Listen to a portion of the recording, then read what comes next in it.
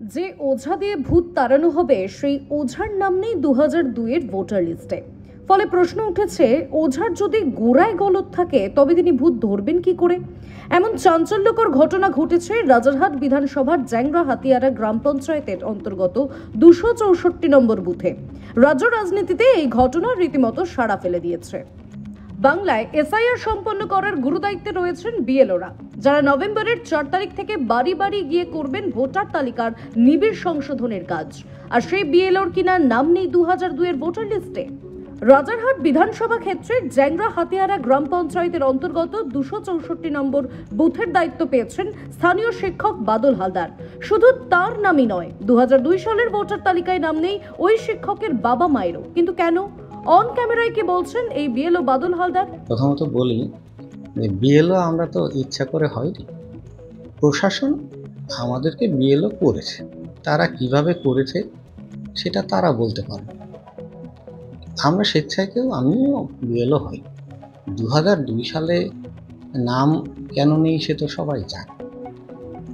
তো তখন হয় বয়স হয়নি, আর না হয় বাড়িতে ছিলাম না।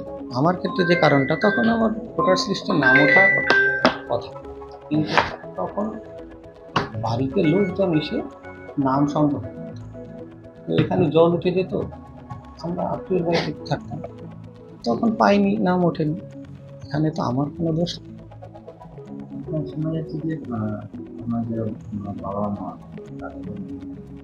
তাদের নাম নেই কেন সে তো বাবা মা বলতে পারবে, আমি তো সেটা বলতে পারবো না। তো আমার আবেদন হচ্ছে, আমি ইতিপূর্বেই একটা চ্যানেলে কিছু কথা বলেছি, সোজা কথা সোজাভাবেই বলেছি, সেটা আপনারা হয়তো দেখেছেন। এটা নিয়ে হয়তো কোনো জল ঘোলা করার কিছু নেই। আর যদি নিরপেক্ষতা নিয়ে তারা সন্দেহ হয়, তাহলে সে তারা ঊর্ধ্বতন কর্তৃপক্ষ মানে ইসিআইকে বলতে পারে, তারা সেই তাদের নিয়ম অনুসারে ব্যবস্থা নেবে। বিষয়টি রাজনৈতিক মহলে তৈরি হয়েছে চাঞ্চল্য। তৃণমূল থেকে সিপিআইএম বিষয়টি নিয়ে সরব সবাই। শুনুন কি বলছেন স্থানীয় পঞ্চায়েত প্রধান রীতা গাইন। না দেখুন, নির্বাচন কমিশনারের তো এটা ডিউটি যে কার ভোটের লিস্টে নাম আছে না আছে তাকে না দেখে তাকে একটা বিএলও বানালো।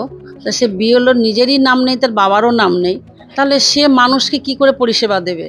নির্বাচন কমিশন যখন নির্ভুল ভোটার তালিকা তৈরি করতে চাইছে, তখন কমিশনের প্রতিনিধির নিজের ভোটার তালিকায় নাম না থাকাটা যথেষ্ট বিভ্রান্তিকর বলে মনে করছেন ওয়াকিবহল মহলের একাংশ। আমরা চাই না যারা এইখানে আছে বৈধ ভোটারে একটা নাম বাদ যায়।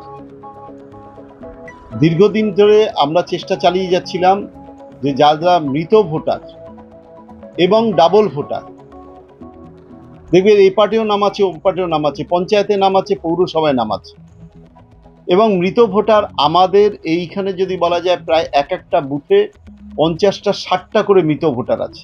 তাদের নাম এখন পর্যন্ত নির্বাচন কমিশন কাটেনি। যাকে কেন্দ্র করে এই বিতর্ক, তিনি নিজে বিষয়টি প্রশাসনের দিকেই ঠেলে দিয়েছেন। এখন কমিশনের ঝুলিতে বিহারের অভিজ্ঞতা থাকা সত্ত্বেও এমন ভুল সামনে আসলো কি করে, সেটাই এখন সবথেকে বড় প্রশ্ন। রাজারহাট থেকে পলাশ নস্করের রিপোর্ট, নিউজ পোল বাংলা।